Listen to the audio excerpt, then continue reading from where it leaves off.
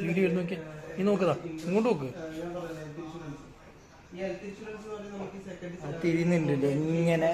ശരിക്കിപ്പം ഒരു പേപ്പറിന്റെ മേലെ സാധനം വന്ന പോലെ ഇല്ലേ?